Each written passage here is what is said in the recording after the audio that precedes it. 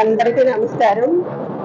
మన అన్నగారైన ఎన్టీఆర్ రామారావు గారు స్థాపించిన తెలుగుదేశం పార్టీ, అలాగే మన చంద్రబాబు నాయుడు గారు, లోకేష్ గారు,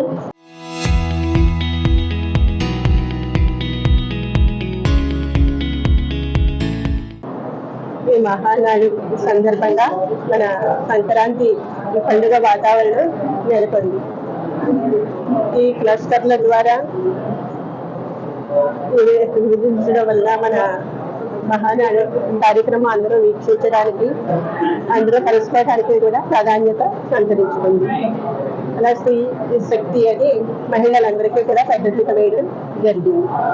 అలాగే మన లోకేష్ గారు ఈ మహానాడు తెలుగుదేశం పార్టీ ఈ కార్యక్రమం ఇంకా ముందుకు వెళుతుంది అని చెప్పి నేను తెలియజేస్తాను.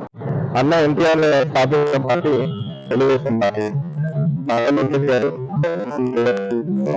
ఈరోజు మన మహానాడు సంక్రాంతి లాగా మంచి సంబరాలుగా ఫెస్టివల్ జరుగుతుంది.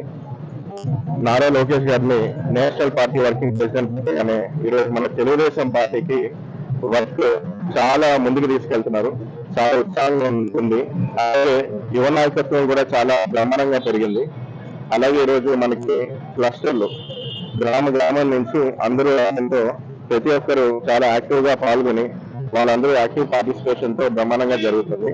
ఈ రోజు మన మహానాడులో మన మహిళలకు కూడా పెద్దపీట వేయడం జరుగుతుంది. సో లోకేష్ అన్న గారు రాబోయే రోజుల్లో మన తెలుగుదేశం పార్టీని రెట్టింపు స్పీడ్ తో బాగా పనిచేస్తారని చెప్పి అందరికీ తెలియజేస్తున్నాను.